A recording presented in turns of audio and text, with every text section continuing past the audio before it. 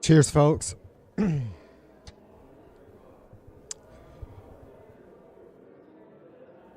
Happy Monday.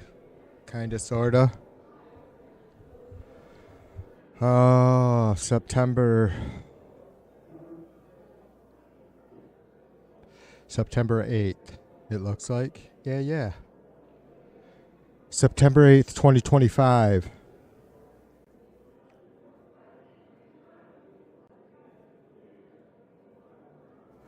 420 days, 6 hours, and 26 minutes, 24 seconds until the midterm elections, though those aren't, this shit's looking more and more scary, right?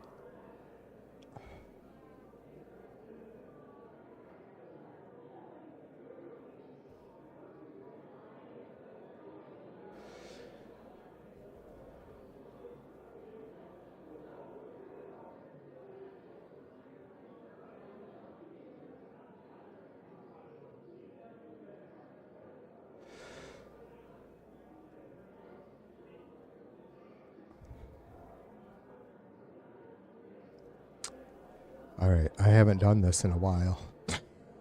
At least a couple days.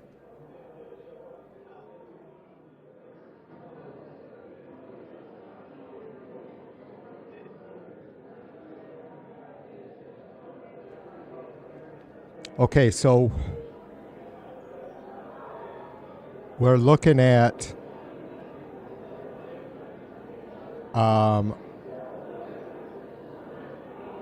House session to extend or to increase Trump's supposed powers to put federal troops, the Trump gazpacho, into the streets of Chicago.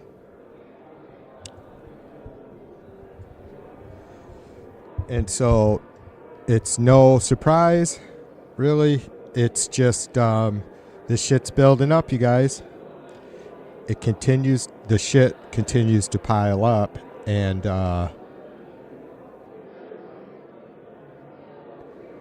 well, you guys probably know how I feel. Probably tell I've become just a little bit more agitated lately as our civil liberties are under direct threat from the leader of our country. So it's really it's really hard for me to take.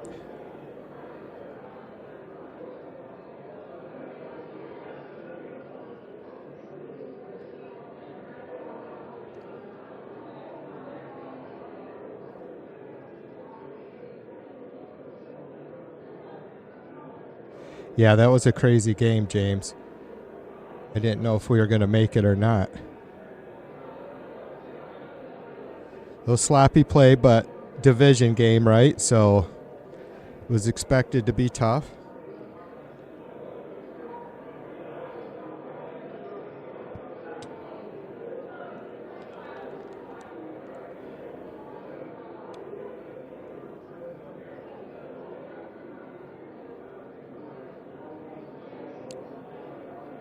This live feed actually came in after this vote had started.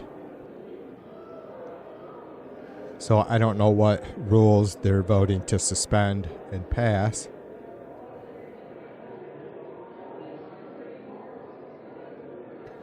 But I do know that they are set to, like I said, put forth a vote to increase Trump's authoritarian power. Now, you would think that the Republicans could...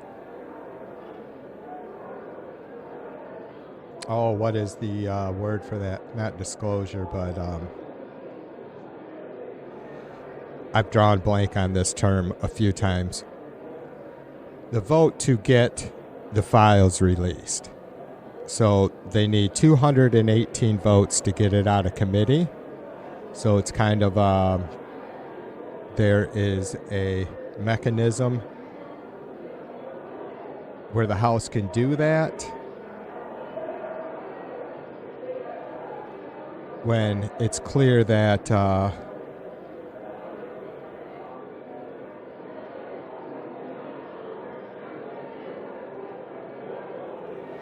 this is a stall tactic, that it's a delay tactic, that they don't want, it's disgusting. But what isn't anymore, I mean, just defend fucking Trump to the fucking hilt, right? It's pretty fucking disgusting. But it's not a surprise. I mean, like I've said for a couple years now, Mike Johnson, or whatever, well over a year, is miracle of science. I mean, he walks around upright without a spine, so that's pretty crazy.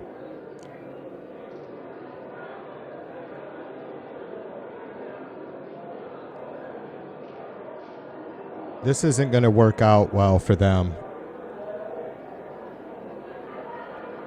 as far as these survivors and victims are concerned and their families.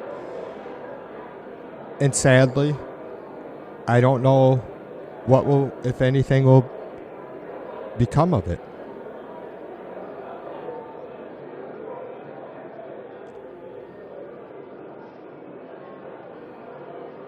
They clearly do not give a shit that these young girls were assaulted and trafficked. Their only concern is discharge. Thanks, James. Discharge petition. Thanks, brother. Yeah, I don't know why I keep that discharge term just keeps going right out of my head. I don't know how many times that's happened to me lately. It's man, we're in a really tough time. We're in a really, really disgusting, tough time with what seems to be the entire GOP being depraved, sick individuals. Though we have Macy, is that his name? Massey and Marjorie Taylor Greene. Looks like they will vote to, they will vote for the discharge petition. Signed it, voted for it. That means we need like 3 more Republicans to sign on out of 200 and some folks. Now, you would think those are really good odds in favor of the survivors, but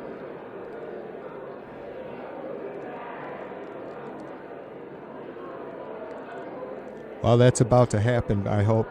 Benny says they'd give a shit if a few million people showed up where they work. That's probably going to happen at some point. The more, I even took this stance mistakenly today before I had seen that the 300 federal agents had been sent or are staged now in Chicago, in the north end of the base, I guess, the Great Lakes Naval Base, which I don't know if any of you guys have had the honor and pleasure of visiting that base, but I was able to see my aunt, who was just 5 years older than me, graduate in 1984 when I was just 14.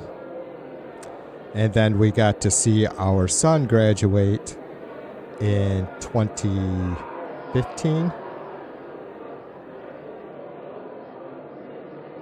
2015.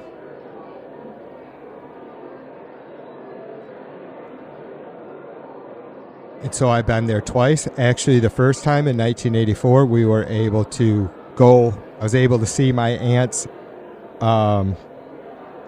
barracks, but when we went to see our son graduate, you could no longer. They didn't allow public in those in the barracks areas for whatever reason, probably security. But yeah, so Governor Pritzker, some of the two Democrat senators held a presser last week that was really good, stating that they met with the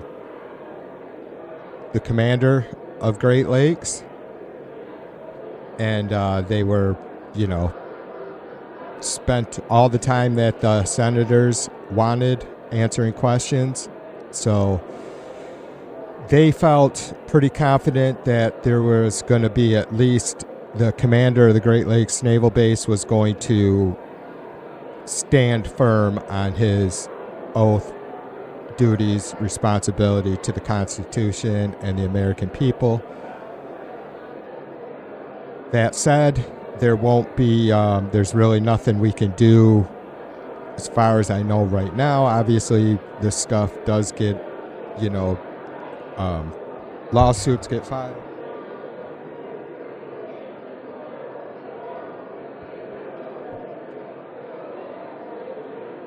I snagged my shirt. And so these federal agents will not be allowed to be housed on the base. They will not be allowed to house or put detainees on the base in any way, shape, or form. Basically, they have an old office building that they've commandeered. So that's about it for that. I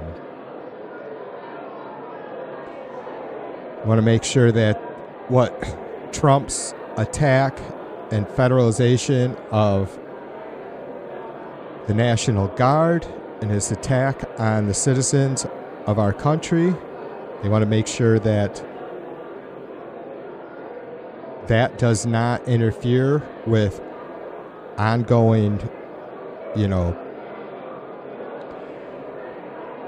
work that they're doing at the Great Lakes Naval Base, like training our sailors.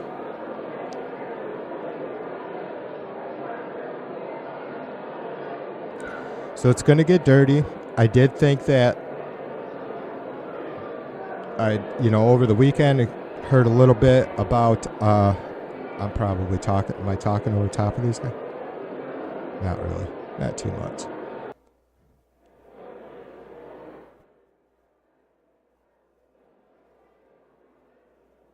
I can turn that white noise down a little bit, though. I'll try and keep an eye on the time remaining and shut up once they get around to tallying the vote. And, of course, I lost my train of thought.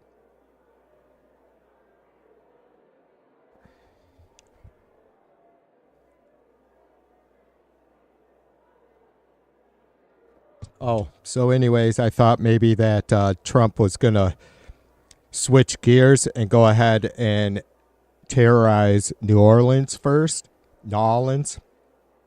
considering they have a Democrat governor, or a Republican governor, forgive me, but New Orleans has a Democrat mayor, of course. So I think Trump being up against so many Dems in Illinois, I thought that maybe that would had made him reconsider, at least for the moment, but I was wrong. That won't be the first time or the last time, probably. Maybe not even tonight.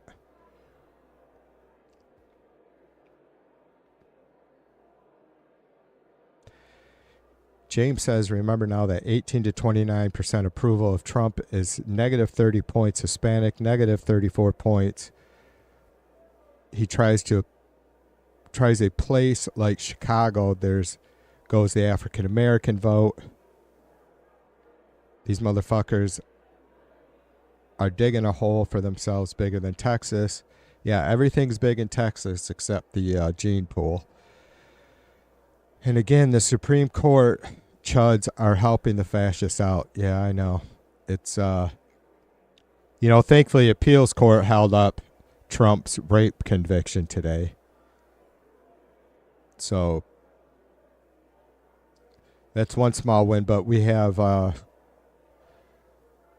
whole country literally under threat. And is what really set me off today when I got up into the studio and started checking updates was Missouri now holding hearings for mid-census redistricting. We knew that was going to happen, and I don't know how we win this battle, you guys. I don't. There are not enough blue states to redistrict.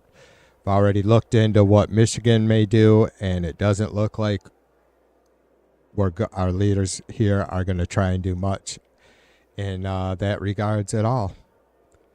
I mean, I don't know what to say. Obviously, all of us know that this mid-census remapping, redistricting, gerrymandering is a crock of shit. So I'm a little bit torn but, you know, we're not setting the precedent. The Republicans are.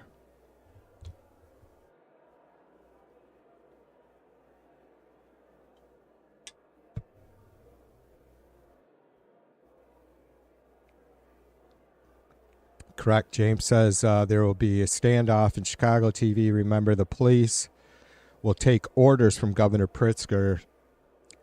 If the military go in, there will be hell to pay. Yeah. Right now, I believe it's 300 ICE agents. Haven't heard anything about National Guard.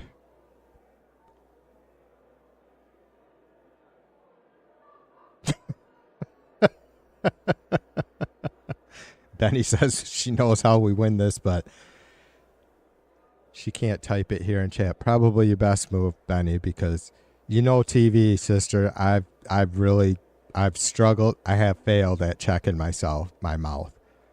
Not that I'm ashamed or think that anything I said was wrong or off key or off mark in any way, shape, or form. It's just a matter of they're coming after all of us. They have we already know how social media is watched. You can bet your ass that every motherfucking person that's involved with monitoring the internet and social media for security reasons have all been directed to do so for any sort of liberal content.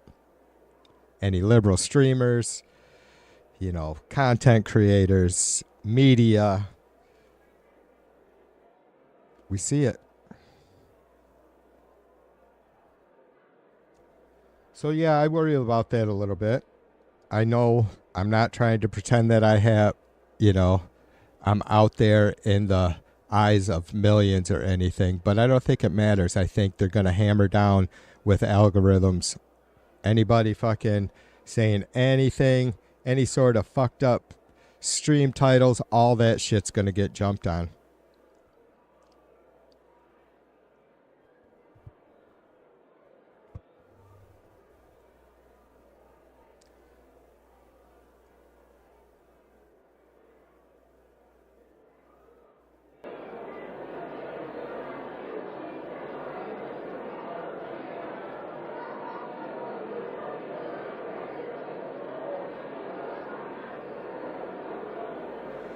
Okay, so apparently whatever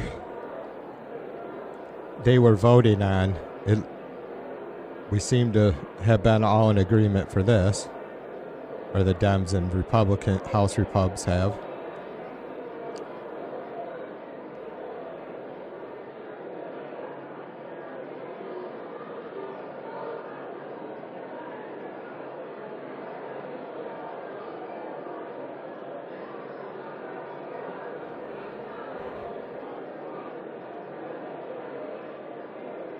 Yeah, I don't know, Curly. If your fucking news source, if your information source is Facebook, then you're a fucking retard anyway. You understand me? We all know what a piece of fucking dirty shit you are, Curly. You support a rapist, you fucking pig.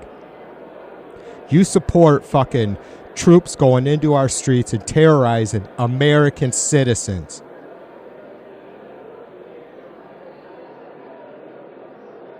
You're a fucking greasy piece of dog shit, Curly. Every one of you fucking Trumpers are. Every one of you. It's disgusting. You guys think it's a joke, and that's all you have left is to fucking laugh at people like me who are true patriots and are truly concerned and don't have our head up our ass, are semi-educated and fairly informed. You think that's your fucking win, you fucking dog turd. Fucking laugh every time you see a little brown kid in fucking cuffs, right? You're a piece of shit. No wonder your wife left you.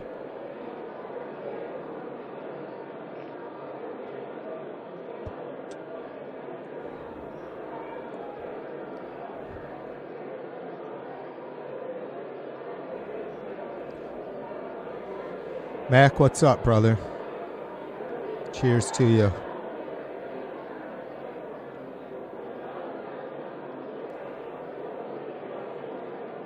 Yeah, where did he do that, Curly? Does fucking Zuckerberg have fucking control over Congress? No, you're bitching about what he did on his fucking social media platform that he owns. You don't have to go on it. I understand you hate free speech, Curly. You hate people having the right to fucking run their business how they want. She probably fucking took herself out, Curly. She was probably sick of listening to your ass. You think I'm an asshole? I don't give a fuck, dude. You think it's a joke seeing fucking brown kids fucking arrested.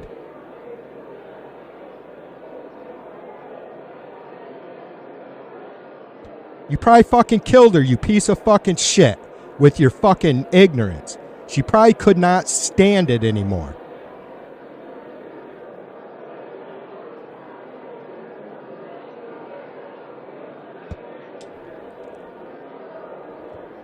You're a piece of shit, Curly. You know what, Curly?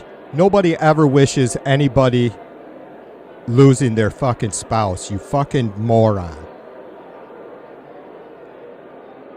You're a bitter, angry man. You're not a man at all. You're just bitter and angry. What you motherfuckers are doing will come clear to you eventually, and there'll be nothing you can do about it.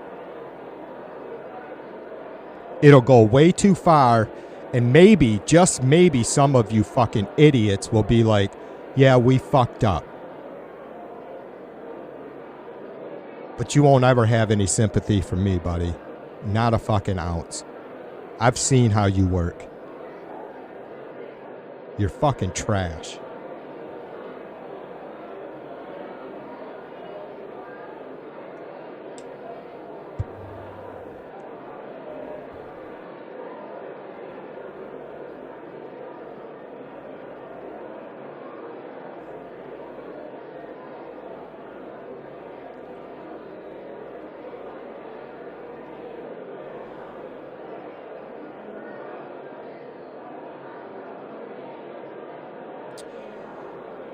B, welcome to the stream, sister.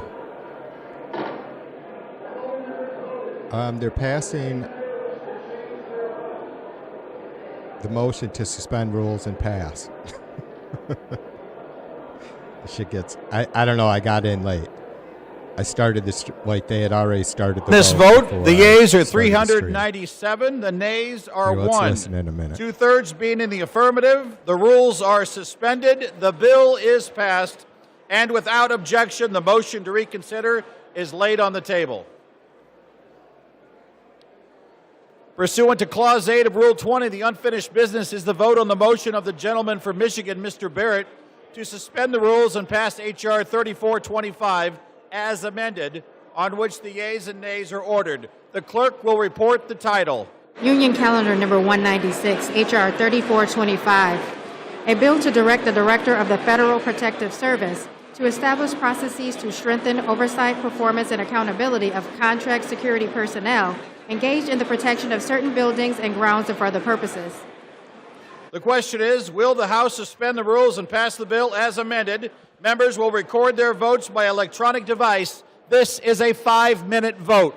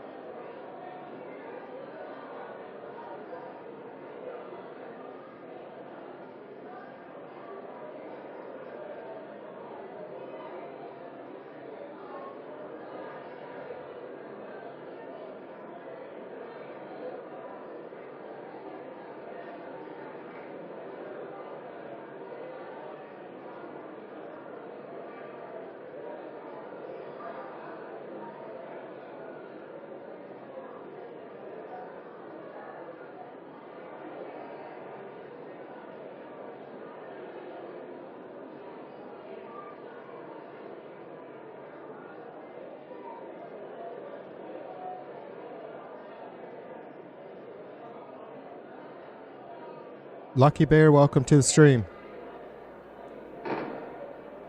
I know ultimately they're going to be voting to increase Trump's authoritarian power, so.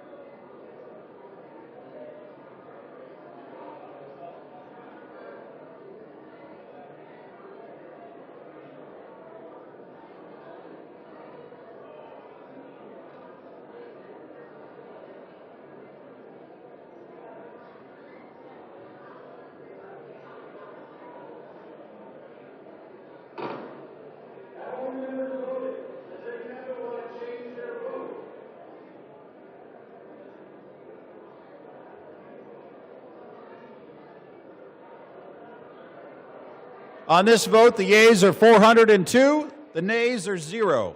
2/3 being in the affirmative, the rules are suspended. The bill is passed, and without objection, the motion to reconsider is laid on the table.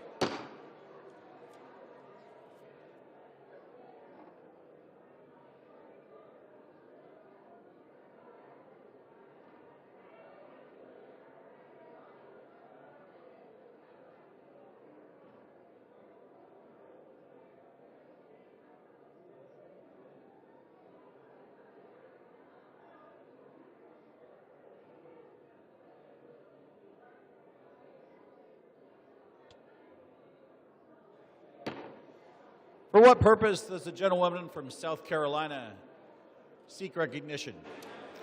Mr. Speaker, I ask unanimous consent that I may hereafter be considered to be the first sponsor of H.R. 1000, a bill originally introduced by Representative Green of Tennessee for the purpose of adding co-sponsors and requesting reprintings pursuant to Clause 7 of Rule 12. Gentlewoman will suspend for a moment.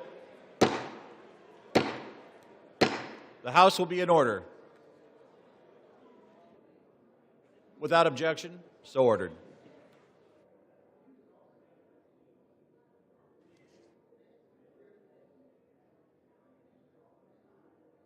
For what purpose does the gentlewoman from Oregon seek recognition? Must consent that I may hereafter be considered as the first sponsor of H.R. 1510, the Due Process Continuity of Care Act, a bill originally introduced by Representative Sylvester Turner of Texas for the purpose of adding co-sponsors and requesting reprintings pursuant to Clause 7 of Rule 12. Without objection, the House will come to order. Members are advised to take their conversations out of the chamber.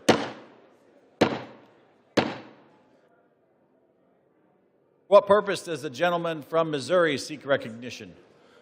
Mr. Speaker, I ask unanimous consent that I may hereafter be considered as the first sponsor of H.R. 2181, the Protect Our Watchdogs Act of 2025, a bill originally introduced by Representative Gerald Connolly of Virginia for the purposes of adding co-sponsors and requesting reprintings pursuant to Clause 7 of Rule 12. Without objection.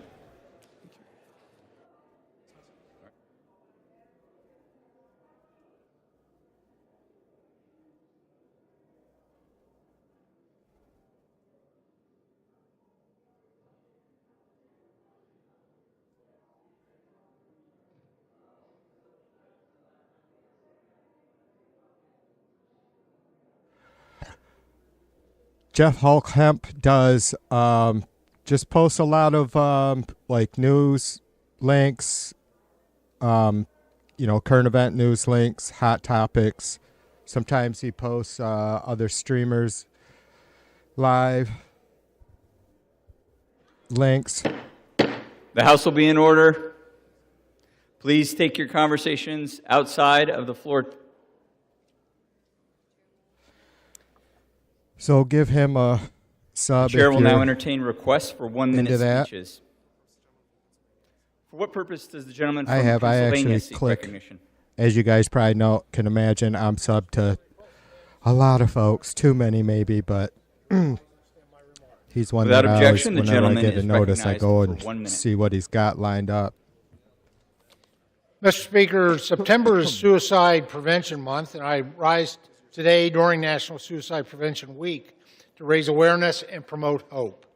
Suicide affects millions of people every year, yet too many struggle in silence. Suicidal thoughts can affect anyone, regardless of age, and is among the leading causes of death in the United States. Mental health professionals, advocacy organizations, survivors, and allies take this month to combat the stigma of discussing mental health and connect with those with suicidal thoughts to a network of professional resources. There is no single cause of suicide, but suicide risk increases when several health factors and life stressors converge to create an experience of hopelessness and despair. Mr. Speaker, suicide is preventable. Increasing access to crisis resources saves lives. Mental and behavioral health research saves lives. Ending the stigma surrounding suicide saves lives. Prioritizing self-care is a vital way to support your mental well-being and reduce the risk of suicide. Suicide Prevention Month reminds us that silence can cost lives and conversation can save them. Start a conversation today. Thank you, Mr. Speaker, and I yield back the balance of my time. The gentleman yields. For what purpose does the gentleman from New York seek recognition? Mr. Speaker, I seek unanimous consent to address the House for 1 minute and to revise and extend my remarks. Without objection, the gentleman is recognized for 1 minute. Thank you, Mr. Speaker. Mr. Speaker, today a CBS News poll came out, and it showed 65% of Americans think that the President's policies are making us pay more for goods, like groceries. I have learned in my career that results mean more than rhetoric. So I invite you to join me in tracking what is actually happening in the country, not the words that are being said. Make a list this week when you shop and jot down the prices you pay. List the date and specifically note the price of a loaf of bread, a gallon of milk, a gallon of orange juice, a box of cereal, a dozen eggs, a package of butter, and stop in any store. Note the price of a package of gym socks, a tube of toothpaste. When you gas up your car, the price of regular gasoline, and your most recent electric bill dated today, this day in September. Keep the sheet handy, because in January, we want you to do that list again. You won't need a cable news station or a podcast or a talk show to tell you what's going on. You'll see it for yourself. Thank you, Mr. Speaker, and I yield back. The gentleman yields. For what purpose does the gentleman from New York seek recognition? I ask unanimous consent to address the House for 1 minute and to revise and extend my remarks. Without objection, the gentleman is recognized for 1 minute. Mr. Speaker, I rise today to honor the lives of two remarkable constituents from Pearl River, May and Bob Kreider, who passed away this summer just weeks apart after 67 years of marriage. May Kreider, a proud Bronx native and first-generation Irish-American, built a career as a nurse and educator, earning her master's degree at Columbia University. She gave her life to caring for others, whether at Columbia Presbyterian, in hospice, or through her leadership with the Ladies' Ancient Order of the Hibernians in Pearl River, where she was blessed to be named the Grand Marshal of the Rockland County St. Patrick's Day Parade in 2010. Bob Kreider proudly served our nation in the Navy during the Korean War, and later as a highly decorated detective sergeant with the NYPD. His life was defined by service, faith, and devotion to his family and protecting his community. Together, Bob and May raised 5 children and built not just a family, but a home rooted in love, faith, and service. Their legacy lives on in Pearl River, in their children, and their 8 grandchildren that they cherished, and in the countless lives they touched with their kindness. May God bless the memory of Bob and May Kreider, and may He continue to comfort their family and friends during this time of loss. Mr. Speaker, I yield back. The gentleman yields. For what purpose does the gentleman from North Carolina seek recognition? Without objection, the gentleman is recognized for 1 minute. Mr. Speaker, I recognize the remarkable Alberta Whitaker Parker Newsom, a true gem in the community of Ahoskie, North Carolina. At the impressive age of 100, Miss Alberta maintains her spunk by exercising 1 hour a day, 3 times a week, lifting weights at the ECU Health Wellness Center. She actively drives around town and takes great pride, too, in her yard that she beautifully maintains. Here's another secret. She starts the day with a bowl of oatmeal. Her spirited enthusiasm extends to her spiritual life as well, where she sings in the new Ahoskie Baptist Church choir. She believes in eating right, exercising, and trusting in God. Miss Alberta is the ideal of longevity and resilience, inspiring us to embrace life with purpose, gratitude, and a zest for living. She truly represents the heart and soul of Eastern North Carolina, and we love her. Thank you, Mr. Speaker. I yield back. The gentleman yields. For what purpose does the gentleman from North Carolina seek recognition? I ask unanimous consent to address the House for 1 minute and revise and extend my remarks. Without objection, the gentleman is recognized for 1 minute. Irina Zarutska fled from war-torn Ukraine and came here for safety. But America failed her. Irina was brutally stabbed to death while riding a Charlotte light rail. In a horrific attack caught on camera, her throat was cut by a violent serial criminal with 14 prior arrests. Why was this violent criminal let out without bond by a liberal judge? This incident reflects a broader crisis unfolding across our nation where soft-on-crime policies allow dangerous criminals to evade accountability. Democrats and their media enable this by standing with criminals. Notice how mainstream media has failed to even mention Irina's name. America failed her, and we must ensure it does not fail others like her.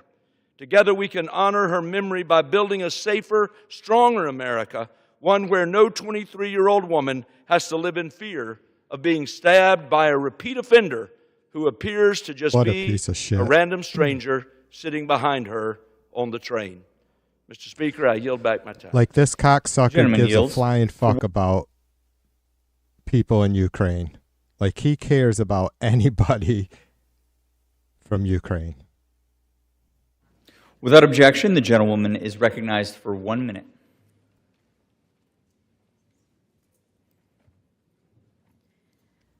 Mr. Speaker, Mr. Speaker, Mr. Speaker, today I am here to stand up for Oregon. Now, just before the weekend, the president spouted off some nonsense about deploying the National Guard to Portland. And as we've seen in D.C., L.A., and now Boston, it's an unwelcome occupation. The president is wasting our troops' time and the country's money to play cops and robbers for his ego. Now, if he wants to send federal resources to help our state, then how about he invests in our schools instead of cutting the Department of Education? How about he sends funding that we can use to provide high-quality child care to every child and family, to build more affordable housing, and to clean up the Superfund site on the Willamette River? Mr. Speaker, Mr. Speaker, Mr. Speaker, if the president actually wants to help Oregonians, he should focus on his failing economic policies that are hurting Americans and raising our costs. We got us. I yield back. The gentlewoman yields. Members are reminded to refrain from engaging in personalities towards the president.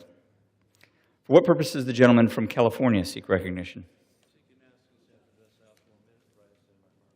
Without objection, the gentleman is recognized for 1 minute. Thank you, Mr. Speaker. I rise in great sadness and outrage as what happened to this beautiful, true refugee from Ukraine that made it to this country. She escaped that war-torn situation and found refuge in America, as it should be. Her life was viciously taken in the city of Charlotte on the light rail system there by a guy who had been let out 14 different times by different judges. The system failed her. The system is failing a lot of people. So I don't quite understand whether President Trump or others are trying to up the game on trying to enforce the law in our cities with extra resources, why there's so much opposition to doing that. This beautiful life, gone unnecessarily. What's the governor down in North Carolina, Josh Stein?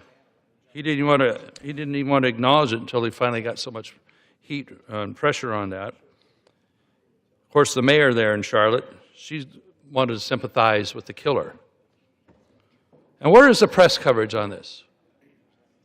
A certain guy in Minnesota years ago has got way more press coverage. Is it because it's the wrong narrative? The wrong narrative? Is that what it is?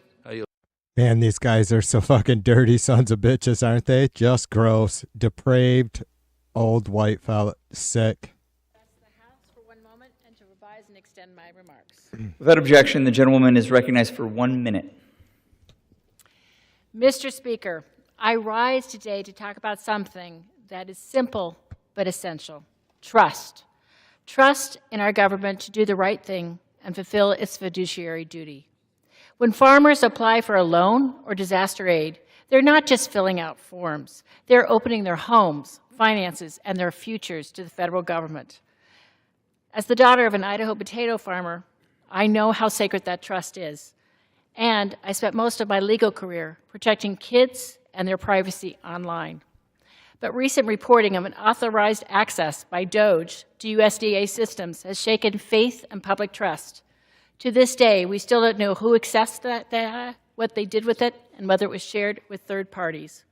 Our farmers deserve answers. That's why I introduced the Protecting Agricultural Borrower Information Act to safeguard the most sensitive financial information held by USDA and its Farm Service Agency. It's not just about data, it's about respect. This bill keeps promises to rural communities, restores accountability, and strengthens the fiduciary bond between citizens and government. Farmers feed our country.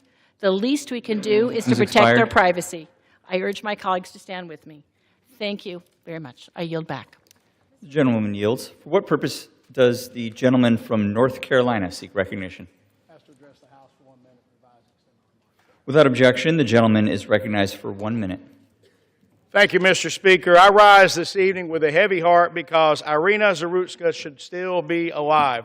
She fled Ukraine seeking safety and freedom, and instead she was stabbed to death in a Charlotte light rail car by a 14-time criminal who should never have been back on the streets. In fact, a person who had skipped bond on 3 occasions in the past. Leftist politicians and judges who have enabled this violent repeat offender to walk have blood on their hands. As a representative of Charlotte and Mecklenburg County, I'm not going to stay silent while innocent people pay the price for broken bail policies and soft-on-crime judges. That's why I'm proud to co-chairwoman Stefanik's Keeping Violent Offenders Off Our Streets Act, which will make it harder for violent criminals to slip through the cracks and walk free without proper review. In fact, it may even hold federal funds away from local governments that refuse to follow the law and allow these soft-on-crime policies. Folks in Charlotte and folks throughout this entire country deserve to feel safe. The system failed Irina, and if we don't fix it now, it will fail again. With that, Mr. Speaker, I yield back. The gentleman yields. For what purpose does the gentlewoman from California seek recognition? I ask unanimous consent to address the House for 1 minute and to revise and extend my remarks. Without objection, the gentlewoman is recognized for 1 minute. Thank you, Mr. Speaker. I rise as the ranking member of the House Foreign Affairs Subcommittee on South and Central Asia to sound the alarm about the deterioration of our strategic partnership with India at the hands of Donald Trump. As 2 major democracies and economies, U.S.-India cooperation is essential to advancing our mutual interests and confronting our shared competitors. President Biden took the relationship to new heights, strengthening collaboration on defense, strategic technologies, and the Quad. But in mere months, Trump's reckless foreign policy style has unraveled decades of progress, suddenly slapping India with 50% tariffs because his fragile ego was so triggered. And Republicans have refused to go to bat for the U.S.-India relationship when it really matters, beholden to their MAGA isolationist base. This partnership is too important to be sacrificed by Trump's ego and Republican complicity. Trump must reverse course, make a deal, and fix the damage that he has caused. He needs to get his act together on behalf of this country and our relationship with India. With that, I yield back. Gentlewoman yields. Members are reminded to refrain from engaging in personalities toward the President. For what purpose does the gentleman from Pennsylvania seek recognition?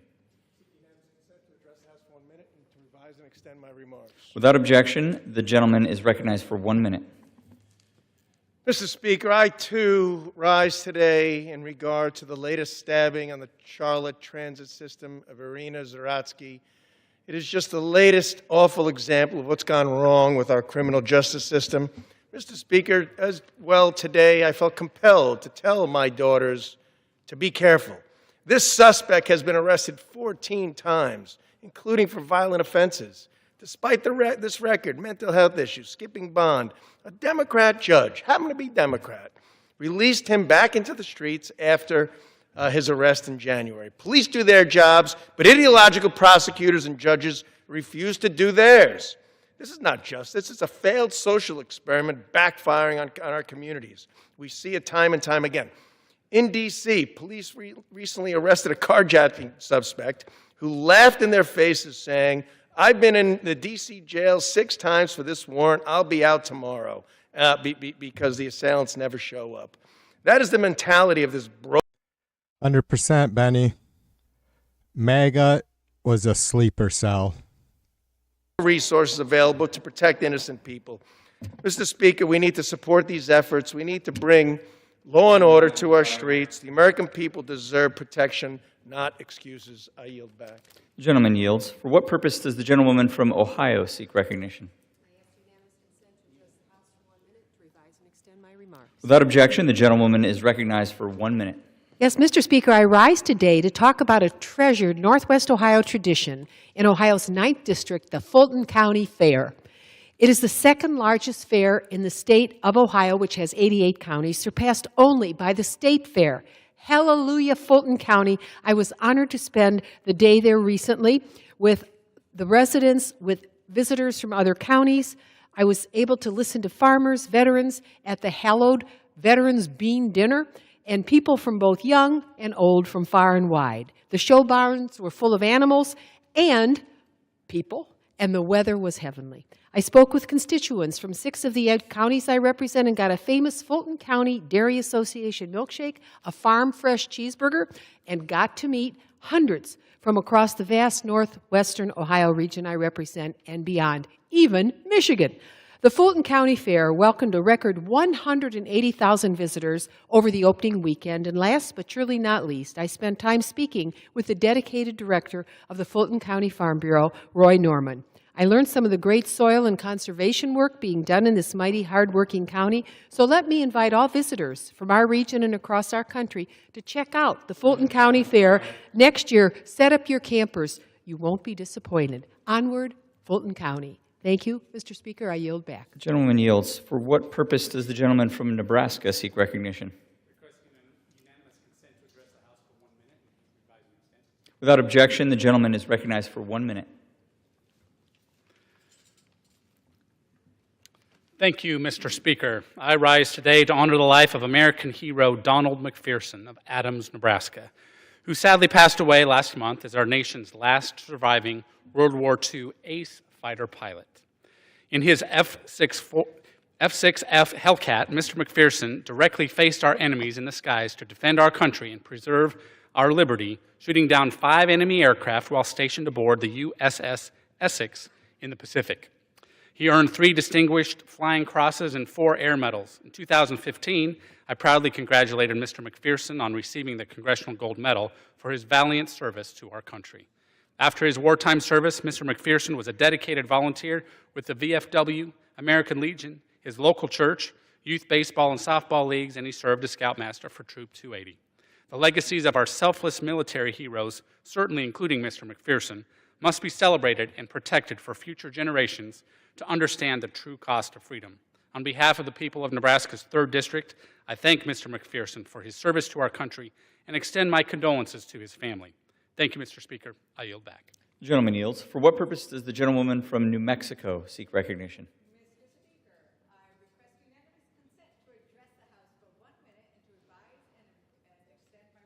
Without objection, the gentlewoman is recognized for 1 minute. Mr. Speaker, I'm Latina, I'm a citizen, and I speak Spanish. My family has been in Nuevo Mexico for 17 generations. Today, ICE can now detain me if they hear me talking to my tía saying something like, hoy la Corte Suprema puso a todos los latinos en peligro de ser detenidos por ICE. Les dieron permiso de detener a cualquier persona que parezca latina, habla con acento en español o tenga un trabajo humilde. En vez de proteger a su gente, este gobierno acaba de condenar a millones de latinos a vivir con miedo. ¿Veremos más padres esposados frente a sus hijos? y trabajadores detenidos mientras cosechan nuestra comida. Ahora tenemos que cargar nuestros pasaportes como si ser latino fuera un crimen. Esto es el racismo que va mano en mano con el fascismo. In my America, we all belong. In Trump's America, we do not. The gentlewoman's time has expired. The gentlewoman will provide a translation. Gracias. For what purpose does the gentleman from North Carolina seek recognition? I ask unanimous consent to address the House for 1 minute and to advise and extend my remarks. Without objection, the gentleman That was is good. recognized for 1 minute. Mr. Speaker, I rise today with a heavy heart.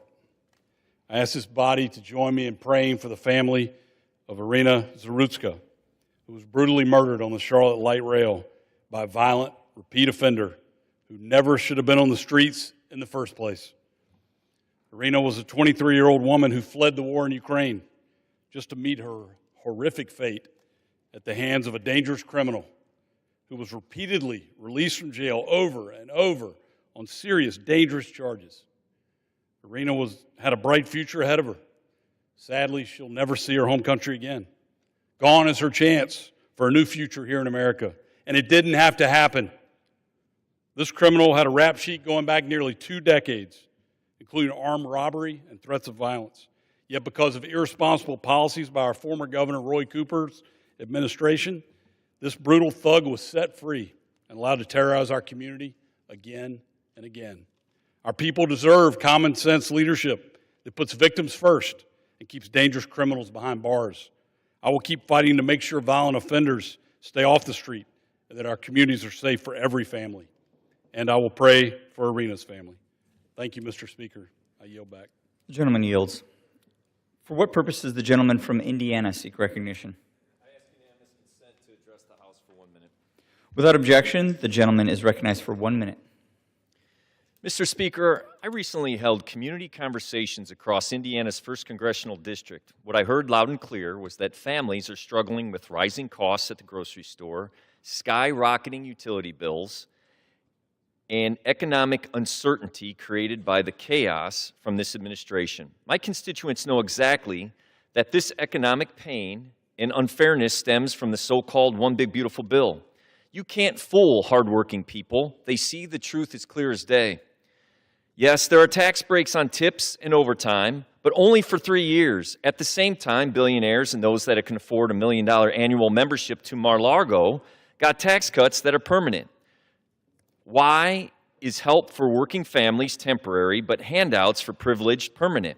We won't be deceived. Communities in Northwest Indiana are struggling with increasing costs, and they know that the Republican bill is unfair toward working families. It is one of many reasons I oppose this unpopular legislation and why I will continue to fight to make the current tax benefits for working families permanent. Thank you, and I yield back my time. The gentleman yields. For what purpose does the gentleman from Wisconsin seek recognition? I'd like to make a unanimous request to speak for 1 minute and revise and extend my remarks. Without objection, the gentleman is recognized for 1 minute. We're going to follow up with a theme that's been talked about earlier within our conference. Frequently, Republicans have to go home and explain they aren't getting done what they want to get done. It's because the rules in the Senate require 60 votes to break a filibuster, which means to get almost anything done in the Senate, you need Chuck Schumer to sign off. However, 3 times in this 2-year period, through the process called reconciliation, we're able to pass a bill out of the Senate with 50 votes, or 51 votes with the Vice President. There are Republicans here who do not want to put us in that position. 8 years ago, in Donald Trump's first term, some of these same Republicans, when we also had 3 votes, we used 1 vote for the tax cut, 1 vote to try and fail to do something on health care reform, and the 3rd vote the senators didn't want to use. They wanted to restrict the floor votes to votes in which Chuck Schumer signed off. We're now at the same position this time, and I hope our talk radio and mouthpieces will wake up and demand that the Republicans use all 3 reconciliation votes this biennium. Thank you. Expired. For what purpose does the gentleman from Rhode Island seek recognition? Consent to address the House for 1 minute and revise and extend my remarks. Without objection, the gentleman is recognized for 1 minute. Mr. Speaker, I rise today for the 37th time to demand that the Trump administration restore life-saving food aid for malnourished children. This is Plumpy Nut, manufactured in my district to treat kids who are starving to death. You see, when children are starving, their organs stop working. They cannot digest regular food. This is their only chance at getting back to health. It took the Trump administration 10 days to put a stop on USAID's shipments of Plumpy Nut to starving children around the world. Since then, they have promised over and over again that the program will restart. They have issued RFPs. They have said that they are going to start shipping again. But it has been 9 months. It has taken them 10 days to shut down this program and 9 months and counting to get it going again. And every day that they delay and drag their feet is a day that children are starving. Stop the excuses, stop the delay, restore this program, and I will speak out on this floor every day until you do. I yield back. The gentleman yields. Under the Speaker's announced policy of January 3rd, 2025, the gentlewoman from New Jersey, Ms. McIver, is recognized for 60 minutes as the designee of the Minority Leader. Mr. Speaker, once again, we find ourselves staring down a deadline to fund the government. Deadline after deadline after deadline. And once again, we expect to see our colleagues across the aisle use this as an opportunity to put partisanship over people. And like so many Americans watching from home, I must ask, why does this keep happening? Why does this keep happening?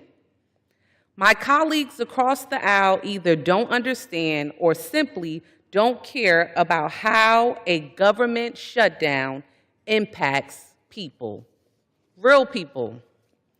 They seem to think it is a tool that they can use to force their cruel agenda on our communities, a tool to take more from the folks they have already hurt with their big, ugly bill.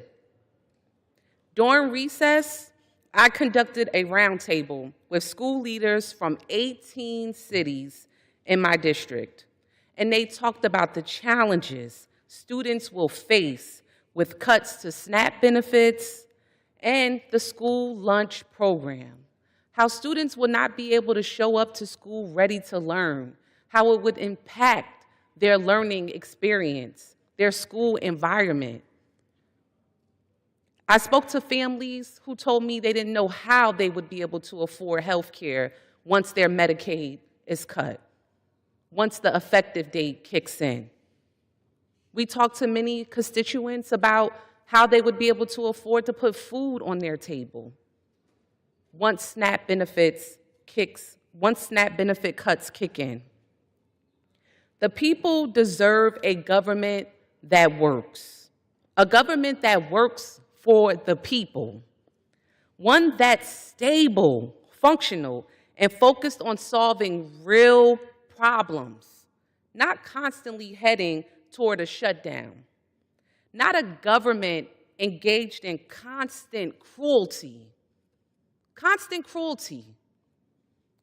chaos, constant confusion. Once again, the American people deserve a government that works for them. That means investing in what matters. Public safety. How about education, transportation, health care, and the services that families and communities rely on the most? Those are the programs we should be investing in, not cutting. We need more investments in these programs. So, we must and will oppose attempts to slash those services. And we won't support a partisan, poisonous bill that hurts the people we serve, the people that depend on us, the people that have elected us to work on their behalf, and their behalf only. And that is as simple as that. We will not support it. Point blank, period. Better is possible. We know better is possible. We know better despite what the other side of the aisle does. That is why we are going to continue to fight. Fight like hell for the people that we deserve, because we know that they deserve better. And we will not stop fighting, no matter what. We are fighting not just to pass something to keep the lights on for another few months, but for a solution that actually serves the American people. Something that makes people's lives better. Did we forget why we are here? Why the people elected us? They elected us to make their lives better, not to hurt them or make their lives worse. That's not our job. Let me remind you, the people elected us, they put their trust in us to make their lives better, not worse. I invite all my colleagues to join us. Join us to fight for people, to work for people. Let's get back to the real work in these chambers. Let's make it make sense. Why we are here, working on behalf of our constituents who have elected us. Let's get back to the people's business. With that, Mr. Speaker, I would like to call up my colleague at this time, Sidney Kamlager-Dove of California. Thank you to my illustrious colleague from the great state of New Jersey for being the lead for tonight's Congressional Black Caucus Special Order Hour to talk about, the government. Hello. To talk about money, to talk about funding, to talk about keeping this government open, to talk about why we come here every single day of each week, and why some of us are fighting for the American people, and while other of us are fighting for Donald Trump. This is a great time to share that Republicans don't care about you. You, all you. Trump doesn't care about you. None of you. They don't care about your safety. They don't care about your freedom. They don't care about your voice. They don't care about your vote. And they don't care about your pocketbook. You would say, why does the Congresswoman from California say this? Because I have receipts, and I'm going to share them. Earlier this year, Republicans voted on a $4.5 trillion tax cut for the richest of the rich. In order to pay for that, they passed a honkin' series of cuts to all of the services that you need to help you survive and thrive. What kinds of services, you say? Things like shutting down or threatening to shut down Social Security offices in high-rent districts, which would include all of Los Angeles, cutting funding to SNAP, so young mothers who are looking for baby formula for their babies, folks who need help buying food so that maybe their children's bellies aren't empty when they're going to school, farmers who actually produce goods that are sold into this agricultural program, those services would be cut. Cutting funding to the Small Business Administration. Most people in my district are interested in their hustle, their small business that they're trying to get off the ground. I thought that's why the SBA was developed, designed, created to help you start your business. Now we have a president that wants to cut that, maybe because he wants all the money. We have a president supported by a Republican Party that is sending the National Guard, militarizing soldiers against citizens in those cities and states. They are right here at Union Station in Washington, D.C. You taxpayers are footing $1 million a day for these National Guard members to pick up trash, doing the job that sanitation workers would be doing in this District of Columbia. We're talking about $770 billion to Medicare. I talk to young people in my district, Mr. Speaker, they say, well, I'm not on Medicare. I say, that's right, maybe you're not, but your grandmother is, your elderly aunt is, and you know what? The doctor you see is able to see you because of the reimbursement they're getting from a Medicare patient. And with these cuts, we are hearing from community clinics, we are hearing from hospitals, we are hearing from doctors and other healthcare providers. They're trying to see if they're able to stay open to help you when you get sick. But that's been cut. Last administration, President Biden said, I'm going to forgive student loans. This president say, oh no, everybody pay except me.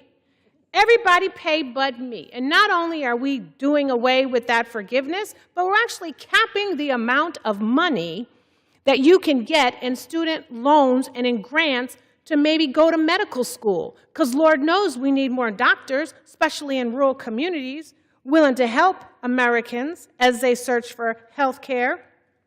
One place, though, that didn't get cut is ICE and Homeland Security, because this is an administration that wants his own personal militia to go after folks who ask for the truth. But these cuts also mean and include cuts to federal jobs. California is the state with the second largest number of federal workers, workers who have been answering the phones when you call, checking on your application when you submit it, getting back to you about your benefits. Well, those folks are being terminated. Oh, but this is the president who's all about workers first, which is why I had to drive down this city to the Department of Labor and see the president's face on the big old banner. Well, why are we spending money on these banners but cutting money to farmers? Yes, because dismantling USAID and cutting USAID is more than just what's happening in other countries. You're actually also cutting contracts to American farmers who produce goods and products that we then sell to other countries. This is all about hurting all of us. Funding to the National Institute of Health, cutting cancer research. In my state of California, we were on the cusp. We were on the cusp of clinical trials because a cure had been found for breast cancer. On the cusp of clinical trials, in the works, a cure for prostate cancer. All of that now stopped because of cuts to the National Institute of Health. So that's what we're talking about.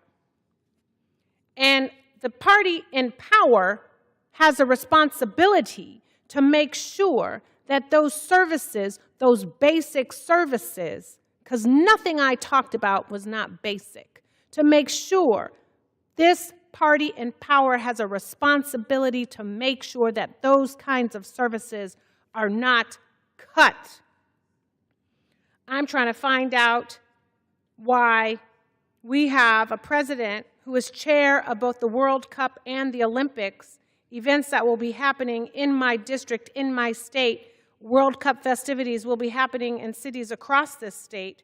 Well, how can you have cities who are preparing for the World Cup and the Olympics when they are being attacked by the federal government, when we are not providing them the supports that they need to get ready?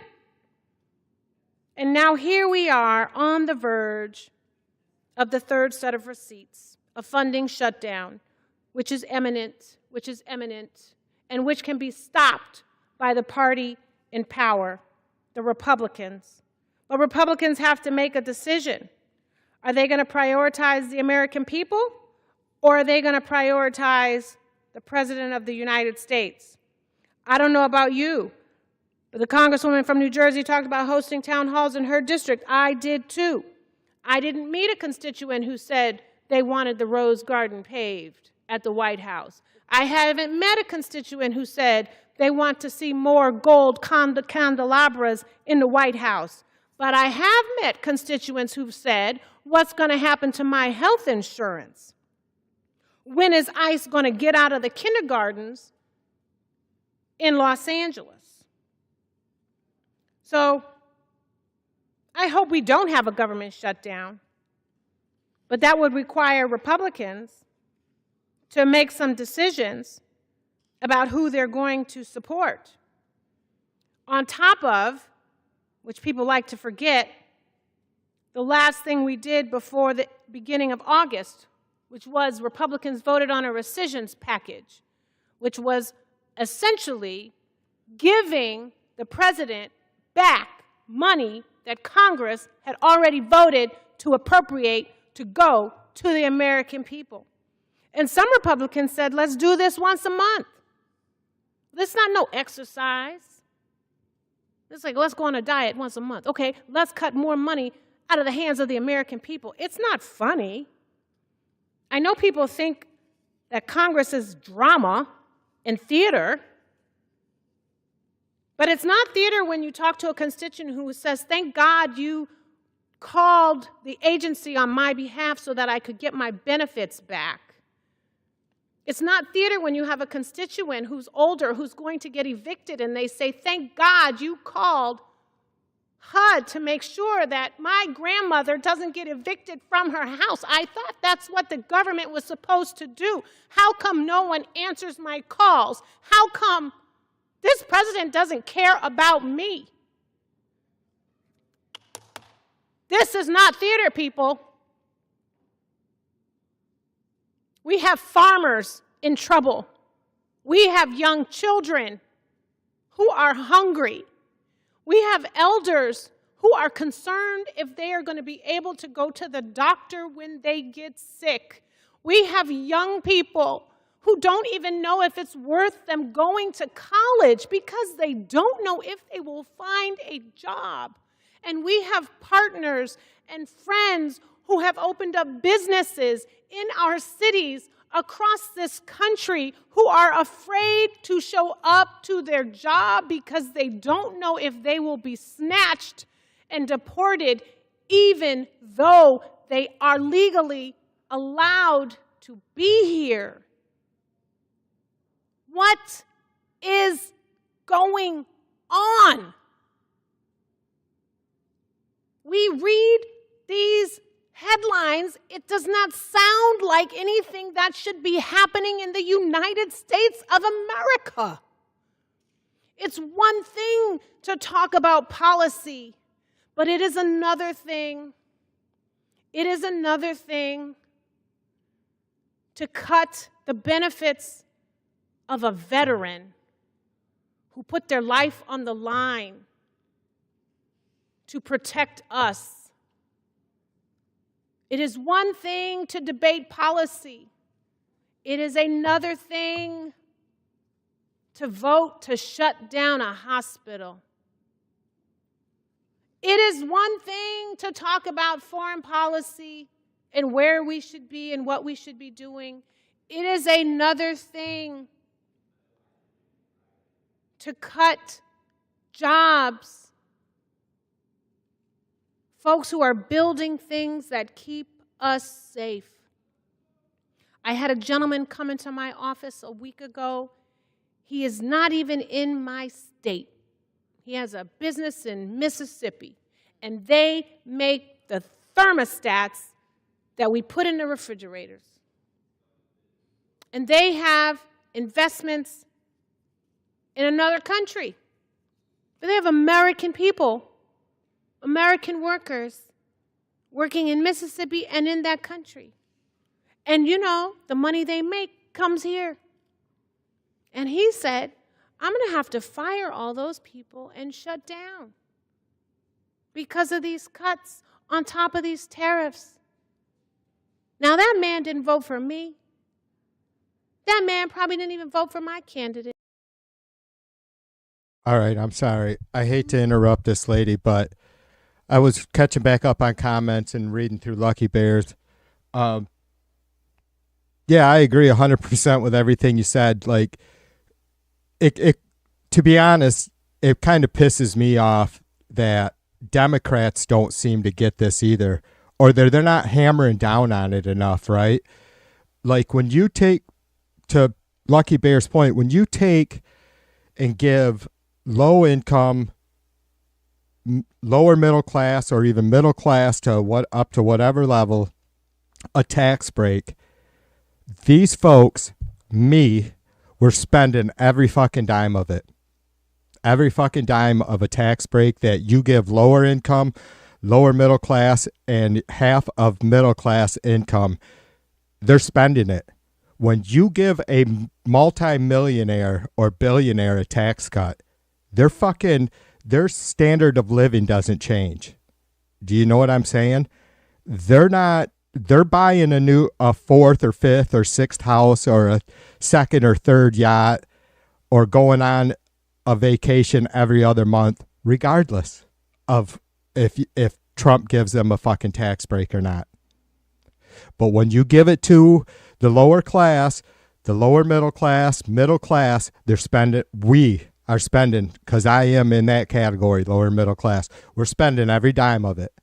And you tell me how that doesn't, and I'm not chewing on you, Lucky Bear. I always got to make sure I'm clear about that. So that's, I mean, what if you give, like 5,000 people in my little area, my county, receive a tax break that is, allows them to keep an extra $400 or $500 a year in their pocket, which I don't think is jack shit, but let's just use that. How much more money? Like I said, they're spending every dime of it. So you take 5,000 people getting a fucking tax break where they're able to keep an extra $500 from their paycheck throughout the year, right? $50 a month, $40 a month. That's going right back into the local economy. That's what creates jobs. You know what creates jobs? Supply and demand, not tax breaks for big corporations, not tax breaks for the fucking multimillionaires and billionaires. I tell you, that's a pet peeve of mine with the Democrats. I don't mean to make this a fucking bash the Dems, moment, but I call shit out where it is. Obviously, we know the Republicans, they probably get that and they don't give a fuck. They're going to keep that shit quiet, right? Anyways. Back to the speakers. Is your life better? Has your life been better since January 20th? Is it better? Ask. See what they tell you. I can bet you that it isn't. With that, I would love to turn it over to my co-anchor of this special order hour, the fine gentlewoman from Virginia, Rep. McCullen. Thank you, Mr. Speaker, and I thank Congresswoman McIver for co-anchoring this special order hour tonight. You don't grow up in the Commonwealth of Virginia without getting history lessons. And those lessons stuck with me. And I am cognizant that next year, we have the opportunity to celebrate 250 years of an extraordinary, revolutionary, radical idea that had never been tried truly before in the world. The idea that the power of government derives from the people, not from brute force, not from getting it from an inheritance, but the consent of the governed to give power to the government. And why do they do that? To meet their needs, to solve their problems. And it's an idea that sparked my imagination as a child.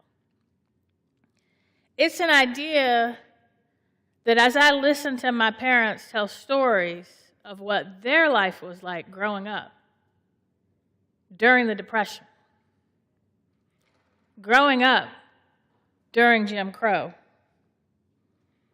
where they didn't always have their needs met, not because of any fault of their own or their parents, but they saw the best of government through the New Deal, where the federal government used its power to help people who couldn't afford to put food on the table, to help people who lost their life savings overnight in a stock market crash, but didn't help all the people. Because at the same time, my parents saw the worst of government, a government that oppresses some for the benefit of a few. And that sparked my imagination again to say, what can I do to make government that force for good, that helps people and solves problems, rather than oppresses some for the benefit of a few? And eventually, that question led me to Congress. And after growing up as a member of Generation X on Schoolhouse Rock, learning about just a bill's journey to becoming a law, I got here and thought, they didn't get it right. Because there is no song for what I've seen since coming to Congress, particularly in the 119th. I'm just a bill. We stand here only a today, bill, 22 days and I'm sitting here before on Capitol government funding Hill. expires.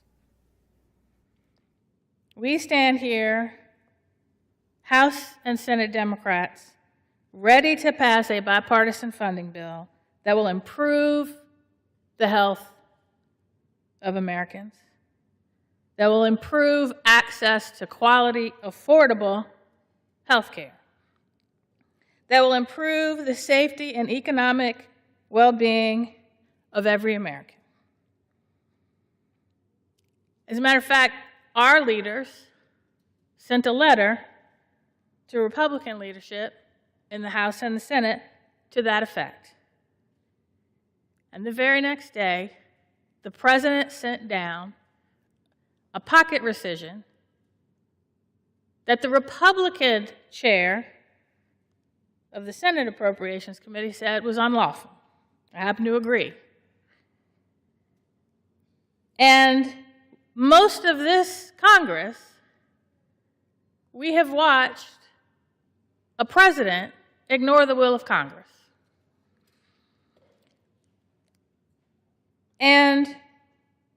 Or we have seen, at the president's request, congressional Republicans cut Medicaid, cut SNAP benefits, put lifetime caps on student loans, federal student loans, cut funding that Congress appropriated for cancer research, for the National Institutes of Health. We currently don't have 3 branches of government. We only have 2. Because the GOP lost their spine and decided to forfeit their fucking power. Congress, of course, really being the strongest of the 3 branches because they create the laws. I spent the August recess mostly in my district, but I spread out a little bit beyond my district because I'm one of only 2 Virginians on the Energy and Commerce Committee. Healthcare, in particular, has been very important to me. And so I spent time talking to my constituents and listening, more importantly, to their concerns, what they were worried about, what they were afraid of. And then talking particularly to healthcare providers across the Commonwealth. What I heard was a lot of anxiety and fear. Whether it was my farmers who, because of tariff policies, aren't seeing the kind of orders, particularly for soybeans, that they used to see this time of year to go overseas. or they can't get the equipment to repair or parts to repair their equipment because of tariffs, or businesses that have had to raise prices because they've absorbed them for as long as they can. And yet they're in that between a rock and a hard place where if they raise their prices too much, especially the small business owners, they're going to go out of business. I heard from state legislators who wonder, how am I going to fill the hole in my state budget caused by cuts to Medicaid, cuts to SNAP, the requirements on states to pay more, when I'm also trying to fill the holes in NIH funding, in all the other healthcare-related funding that helps me meet the needs of my constituents. When I'm waiting for the Department of Education to send money as schools are about to start that was appropriated, but we still don't have. And what my state legislators and my local elected officials told me was, I keep hearing people say about how this big, ugly bill is a tax cut, but what it's doing to me is forcing me to either cut services or raise taxes at the state or the local level.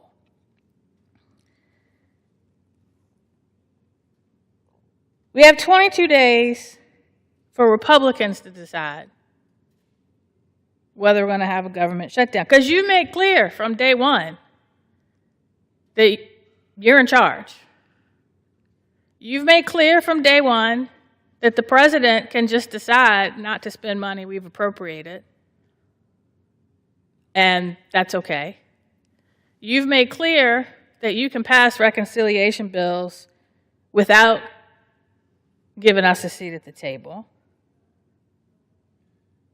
So it's up to you whether we will pass funding that meets people's needs and solves their problems and keeps the government open or not.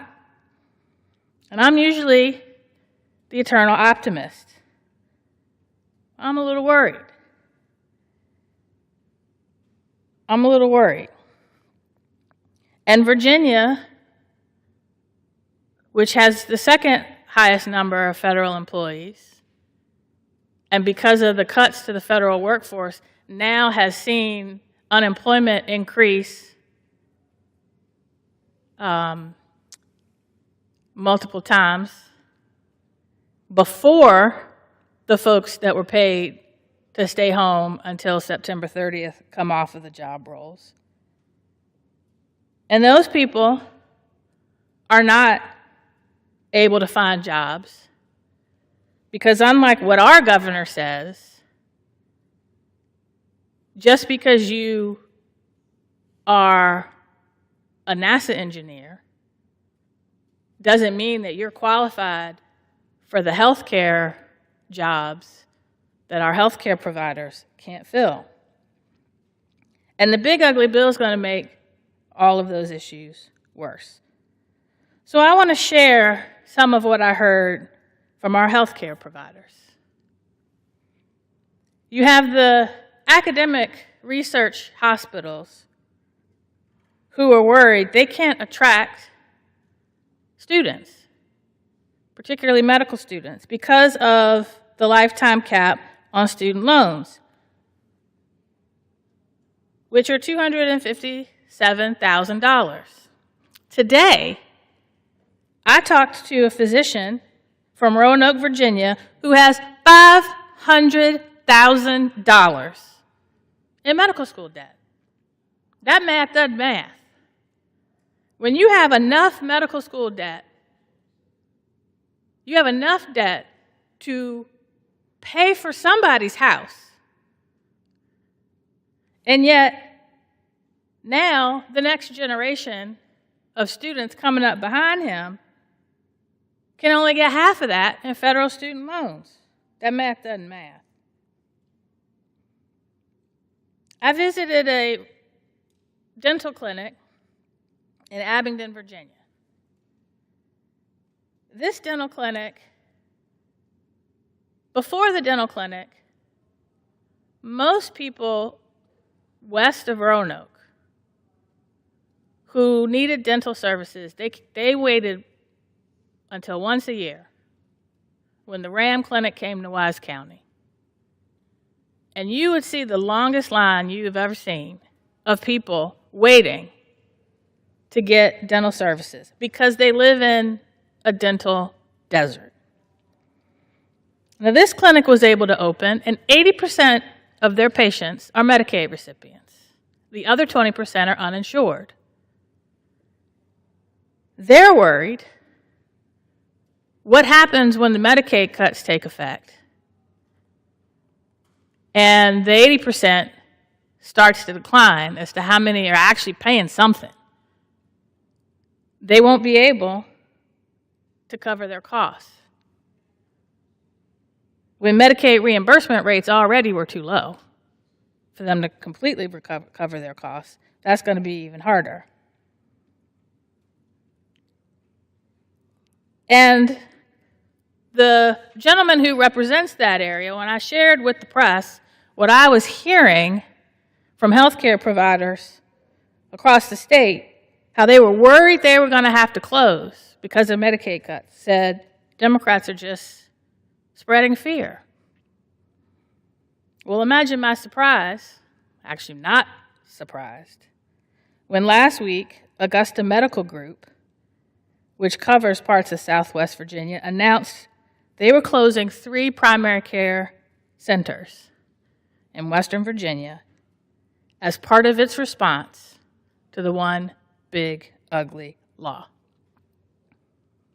It's not hyperbole.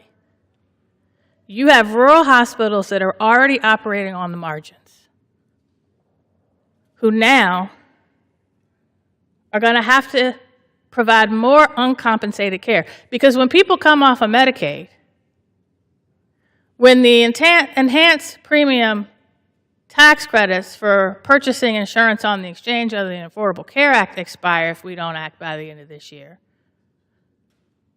and more people become uninsured, they're not going to magically never get sick. They're going to get sick. And when they get sick and show up for care, they're going to come to the emergency rooms, and they're going to be treated. And it's going to be more expensive to treat them.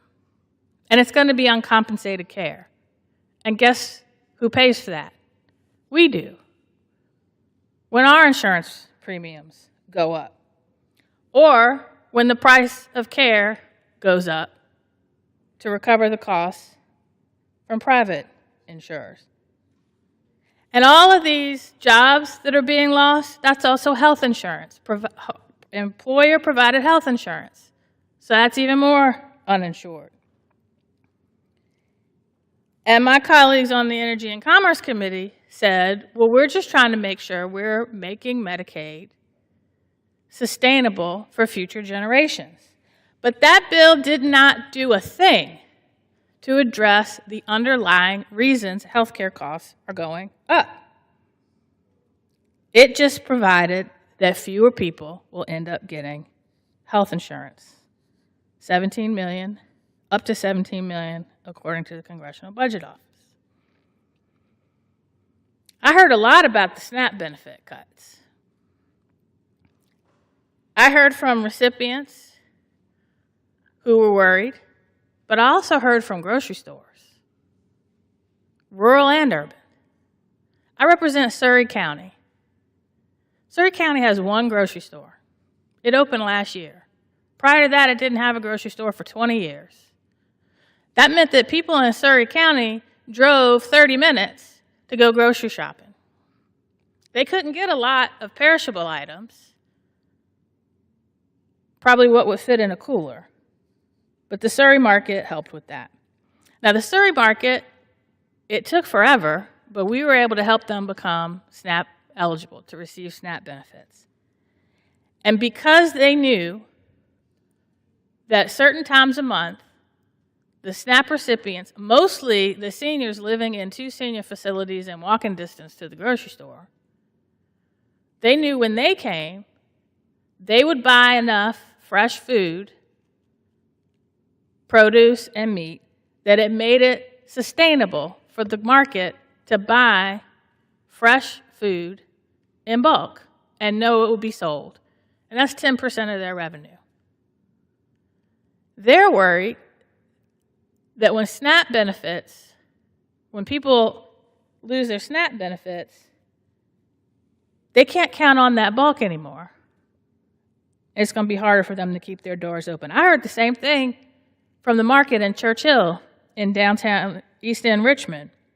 Both of these areas were food deserts before these stores opened. Oh, by the way, a lot of their customers are also Medicaid recipients. So the same people who can lose access to their food benefits and lose access to their health care in the HUD funding bill could lose access to rental assistance as well. I heard a lot about FEMA cuts. We had a water infrastructure roundtable. I represent cities that have water infrastructure that's over 100 years old. And one of them received a grant to help upgrade its water treatment plant and its water infrastructure that failed earlier this year during a storm. And they got a resiliency grant from FEMA to help upgrade that infrastructure so that they would know when there is a natural disaster, the water infrastructure will survive it, and the people in the region can have clean drinking water. Well, the Department of Homeland Security canceled that grant, saying it had nothing to do with natural disasters. I think we all want to be sure that a water infrastructure system will provide clean drinking water when there's a hurricane or a tropical storm or another natural disaster. So these are just a few of the things that I heard from my constituents about the price of everything's going up. From child care to health care to housing to utility bills, you name it. So far, the funding actions of the President and Congress has made it worse.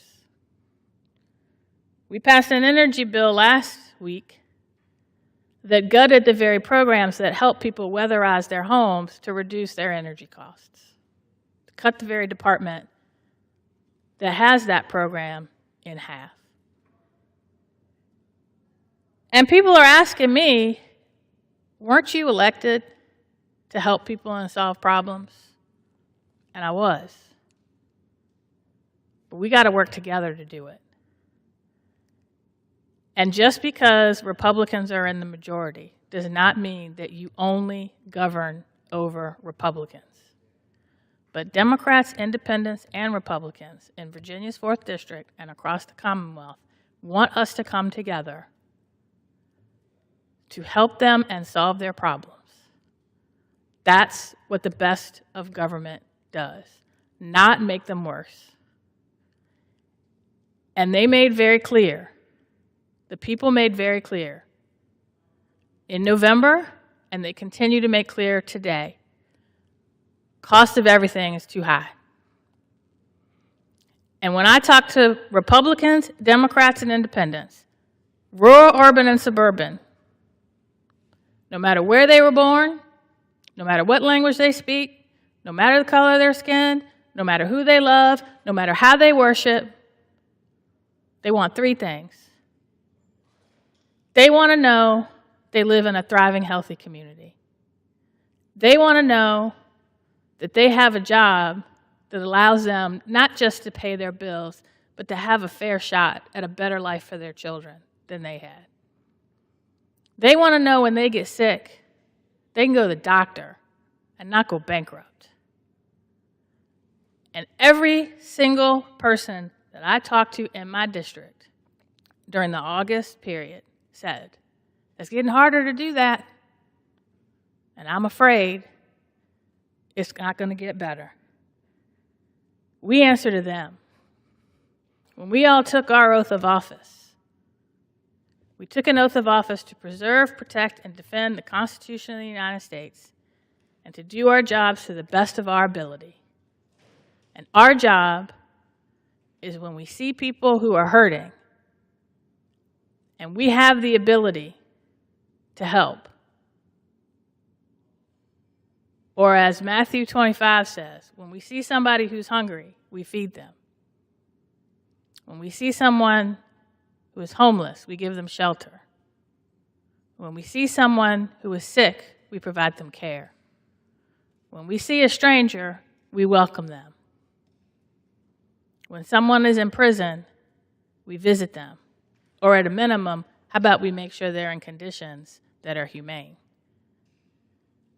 We can do a lot better, and the American people deserve better. But it is going to require us to put politics aside and focus on the people. We have 22 days to do it, Mr. Speaker. We have 22 days to decide, are we going to come together, find common ground, fund this government in a way that helps people and puts people over politics, or are we just going to let it all shut down? I didn't come here to shut down the government, but I also didn't come here to vote for a bill that strips food out of children's mouths, that strips health care away from the people that need it. That's not what my constituents sent me here to do. That's not what this government has done in the past when people were hurting. I end where I started. My parents saw the best of government, and they saw the worst of government. If we had another hour, I could walk down the path of how a lot of what I'm seeing in 2025 reminds me of what my grandparents saw in 1925, or what my great-grandparents saw in 1905. But we only have one special order hour and not two. So let me just say, let's find our better angels and show the American people the best of government, where we come together and put people over politics and meet their needs and solve problems together. With that, I yield back. Thank you so much to the gentlewoman of Virginia for those remarks. With that, Mr. Speaker, I yield back.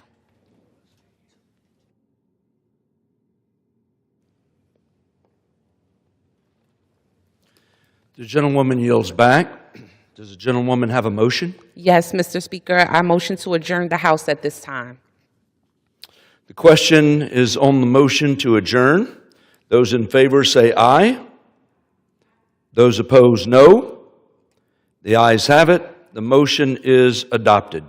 Accordingly, the House stands adjourned until 10 a.m. tomorrow for morning hour debate.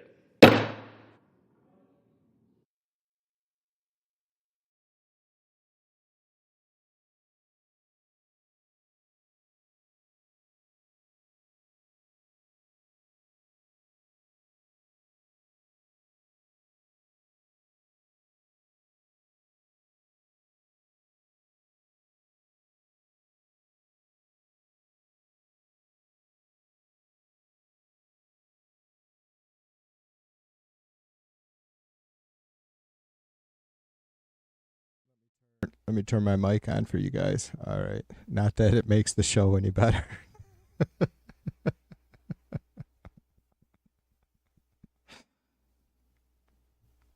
Anyways.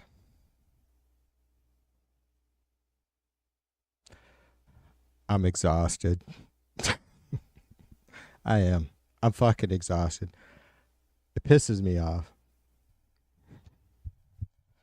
I haven't streamed and I haven't been on Cam and Mike for, I don't know, last Thursday or probably before that. And I'm just sitting here going, bleh. I can't get with it at all. Changing the weather. Some nights I'm sleeping better. Some nights I'm not. I honestly didn't sleep worth a shit last night, but I'm not going to cry. At least I don't look any worse than I normally do. Thankfully, that can't happen, so. Especially with the lighting. It's always fucked up. It's dark as fuck now on me. I don't get it. Yeah, so I thought there was supposed to be a vote. Maybe there was. Maybe that's what it was at the beginning and I missed it. I hate it. I don't know if it's a good excuse or not, but it's the fucking reality for me. Too often when I stream like this, I'm always frickin' up and down or hunting other shit, and I miss more than I should, I suppose. So yeah, I guess the vote, I mean, I did only see PBS's headline, but that it was just a vote to increase Trump's ability to put military on U.S. soil. So I don't know if that meant giving him some sort of more power over the National Guard, or if it the wording is going to involve active military.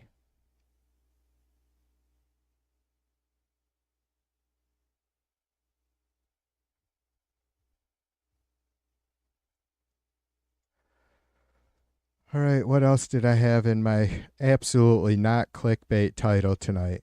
I was proud. I just laid it out. Feds in Chicago. There is 300 federal agents staged in Chicago officially now. I don't know that the White House has said that, but it's I don't think anybody's contesting it. They haven't been deployed in the streets. Possibly tonight. Who knows? We'll probably find out.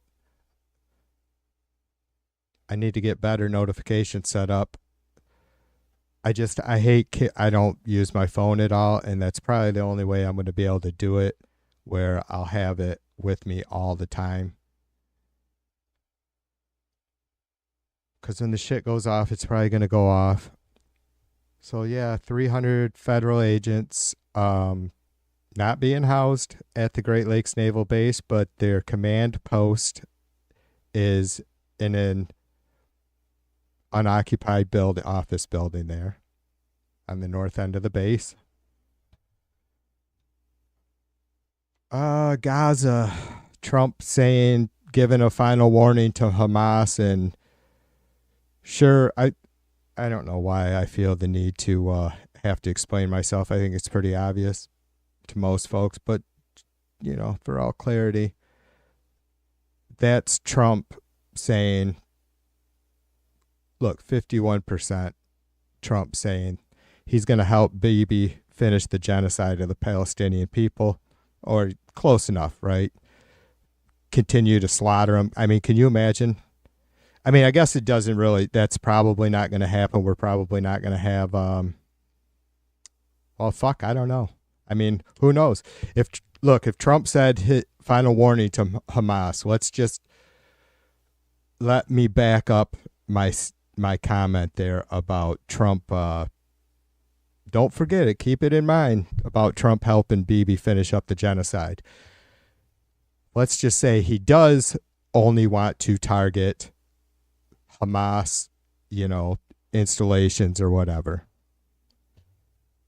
What do you guys think about maybe U.S. jets, missiles, bombs being fired by, you know, off U.S. ships, is because where it would happen from, into Gaza, targeting, of course, again, make sure I'm clear, targeting Hamas strongholds or whatever. I mean, because we know there's going to be collateral damage.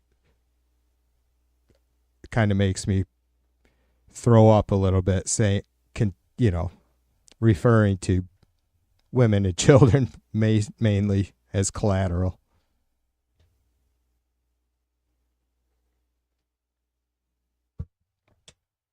Fred, what's up, brother? Cheers to you. So that's, I don't know. I'm so fucking sick by that, you guys. I don't know how anybody can't be. How are we having anything? How are we fucking still sending money to Israel? They're not. Why? They're not broke. I don't get it.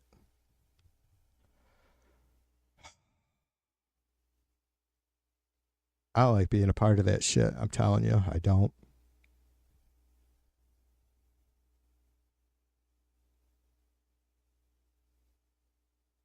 You don't, I mean, isn't it really fucking disgusting when you look at Israel and Gaza and Russia and Ukraine? Trump's, at least the Trump administration's position on this shit. And look, the Biden administration's position on Israel wasn't all that much fucking better. Never is. All across the aisle in Congress, everybody's just like, yeah, whatever you need, Israel, here you go. Whatever you got to do with it, none of our business, I guess.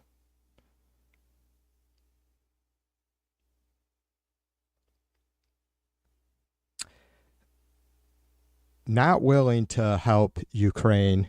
Well, I guess we are, sorta, kinda. I don't know. I don't think there's been any aid packages approved under Trump, but I could be wrong. Somebody will probably clear me up on that. Any recent aid packages to Ukraine approved since January, but I could be wrong on that. It's hard. I admit it's hard to keep track of all of that shit. But certainly we continue to fund Israel blindly. And so I just don't,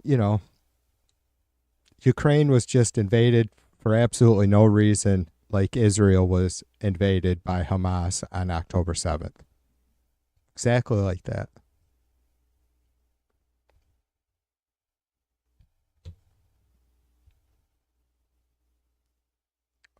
Except for about 1,000 times worse.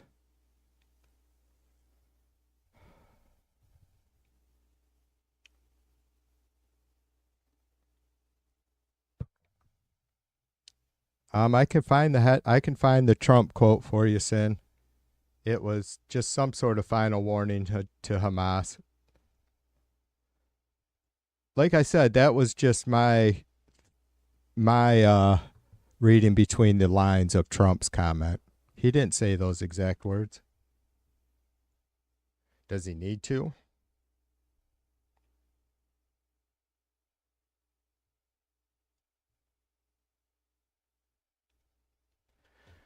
But again, I think the bigger question is, what does Trump mean by warnings to Hamas? What I mean, because we're already supplying Israel. Like, Israel isn't, I don't think, saying, I mean, they're not short on anything, right? They just called up another 30,000 reservists that are, I believe, have already reported. This was last week. Pretty sure they have all the munitions they need. And if not, our president and Democrat and Republican Congress will be more than willing to give them more. So, like, how would Trump attack Hamas? Are we going to be firing missiles, into Gaza from American ships? I don't think we're going to put boots on the ground there, but are we going to be taking direct aim at Hamas strongholds or positions in Gaza ourselves? I mean, how could Trump? I'm just wondering how Trump could further any more pressure on Hamas than Israel's already putting on them, like physically in a war-torn way.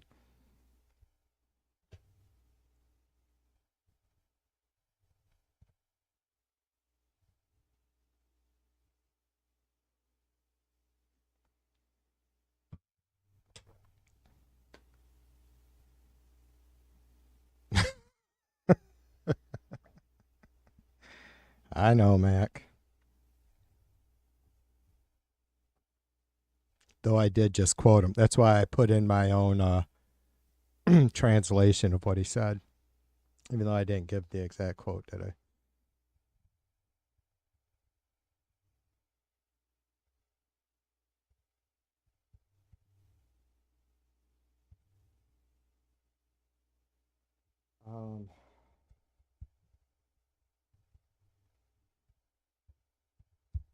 Anybody see, I always say I don't do TMZ style news. Did anybody see Trump completely disgusted being booed at the tennis matches yesterday? After the fucking, whatever it is, tennis association or whatever the hell they are, asked the fucking local media or the media period to not play any of the audio when Trump is shown or gets booed. It's like, what the hell? Why would they? I don't know. That was weird. I don't know why they would even try to say that, to ask them to not. I mean, for one, there was going to be all kinds of fucking people. I haven't seen any like personal video footage from folks at the matches or during that time, right? But yeah, they're not going to stop all that.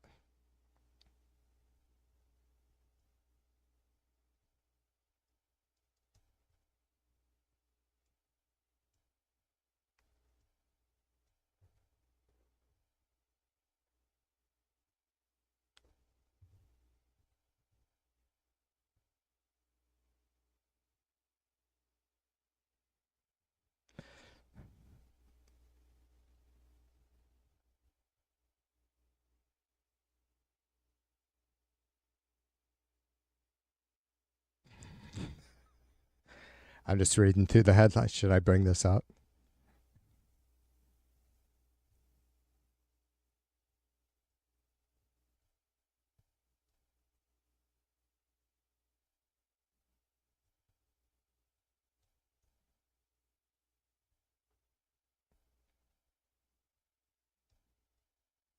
Oops.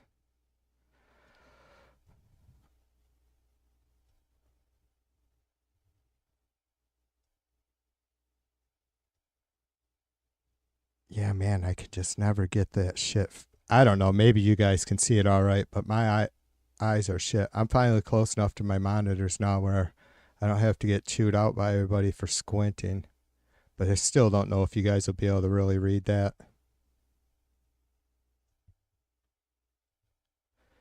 It's just the headline. I just thought it was funny because ABC says, and Trump again threatens Hamas with hell to pay if it doesn't. God damn it. I didn't want to have to click it. It won't highlight. I'm a complete wreck tonight. If it doesn't release all hostages. BBC says Trump issues last warning to Hamas as U.S. confirms direct hostage talks. The Al Jazeera one is what made me stop. Trump threatens Palestinians in Gaza. If you hold captives, you are dead. See, now that's not what he said, but that's what I think he meant. Like he's, again, I think the real, should we look at two more, Reuters and PBS? Reuters says Trump warns Hamas as U.S. holds unprecedented talks for Gaza hostages. I don't even know what the fuck that means. Unprecedented talks. PBS says Trump doubles down on Gaza takeover idea as Israel threatens to restart war with Hamas. What do you mean restart war? See, I don't even get that headline either. It's like, when did it end? I mean, Israel has done nothing but ramp up their fucking, like I said, they're taking over Gaza City now. They're flattening all the fucking remaining high rises. So, yeah. Oops. We don't need my dumb ass on there like that, do we?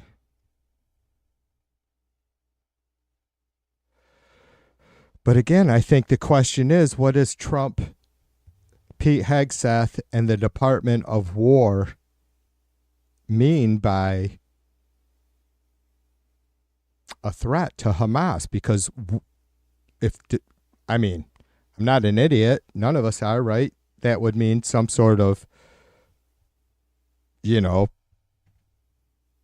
operation aimed at Hamas, right? Where? In Gaza? That's really my big concern with that, because I've been desensitized so badly, and Trump administration has laid down so many wretched piles of fucking shit that now my concern is are U.S. ships going to be firing missiles on the people of Gaza? Because us funding Israel wasn't enough, right? Us funding Israel's genocide of the Palestinian people isn't enough. We need to speed this thing along, right? Oh my God, I don't know what to say. It's pretty. That shit's. I don't know what to say, you guys. It kind of tears me up. I don't want to fucking be over dramatic. You guys have seen the images. I'm sure. I hope to God they've fucking ripped at your heart, and that's 15 minutes or whatever it is you might have spent seeing what's going on over there. Every day, mothers are holding their kids that are nothing but skin and bones, just waiting for them to die. What the fuck is the world doing? The UN's worthless, I'll tell you that much.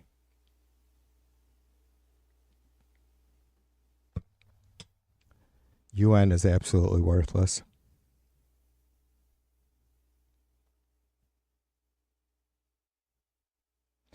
All right, I'm not sure I want to, I have the stomach to hang on that topic too much, but it's so J6. I believe, and just being honest, I have only seen stupid little Mike Johnson, clips or Speaker of the House of... Oh, what the hell did I do there? Or comments from folks that apparently there's going to be a Republican-led J6 investigation now. Am I getting that right? I mean, what are they? This has to be a complete... It has to be another... Because as you guys know, I streamed all 10, at least 9, and then they may have done some sort of, outline or summary of all the hearings. The J6 hearings, I restreamed every one of them last fall before the elections.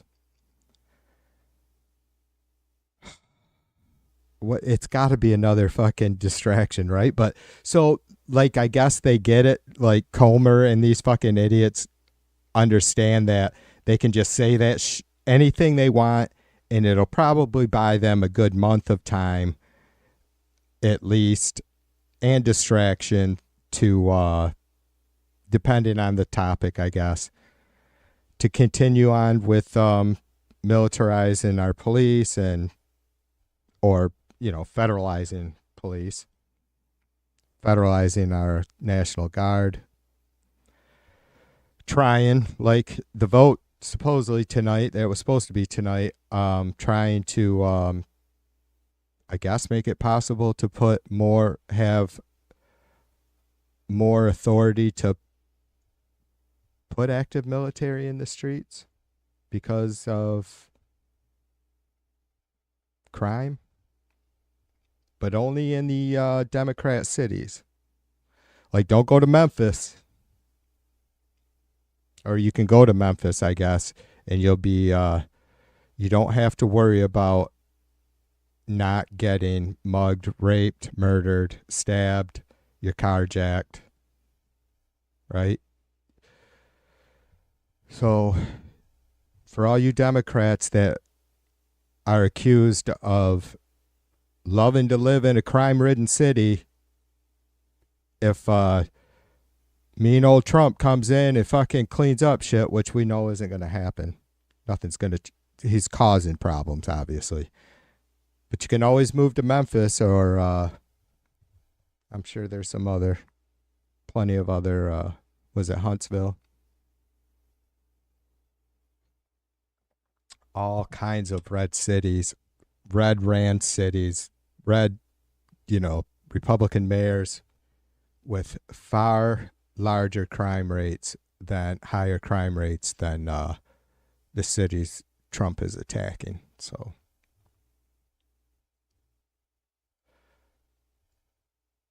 I guess that's going to be my assignment after this stream, which is I'm going to be ending here any minute, is to look in to see exactly what this J6 committee is about. How the fuck? I mean, are you kidding me? Do the Republicans? It's got to be a joke, right? I'm just, like I said, I'm exhausted. My brain is a little mushy right now, so it's just got to be a complete fucking farce. I mean, after those of you who watched the J6 hearings, we can only imagine. We've seen the fucking committee-led fucking hearings by the Republicans that talk about fucking what the fuck circus is. It's just insane. Just insane.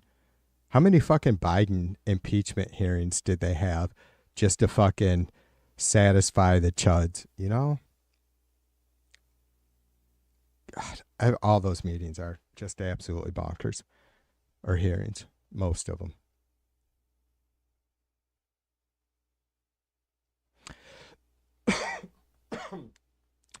Nels, what's up, brother?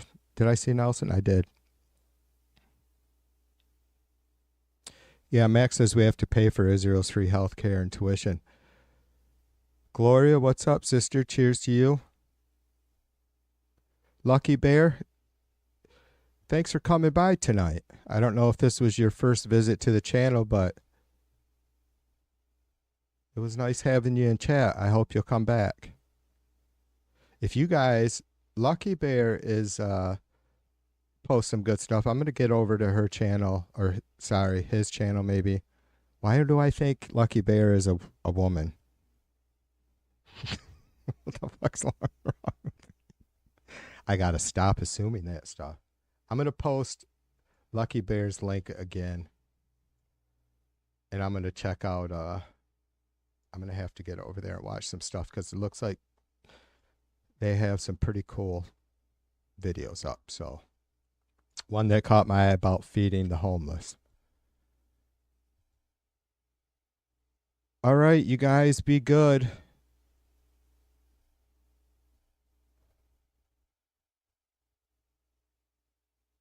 I'll probably see you soon. I'm going to,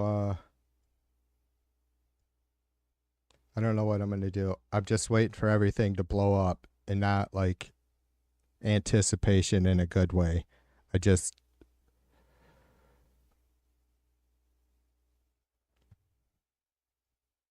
want to be ready. I hope you guys are.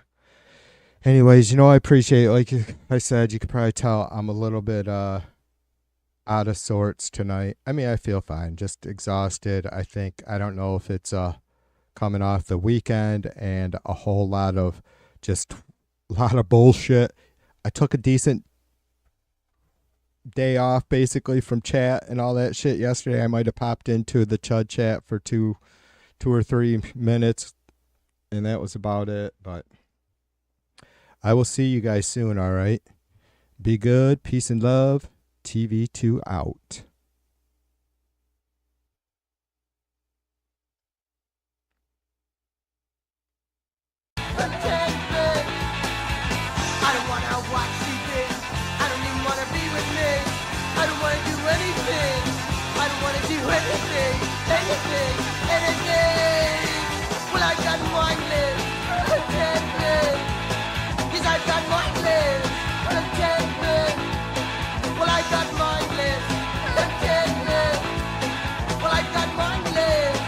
Yeah.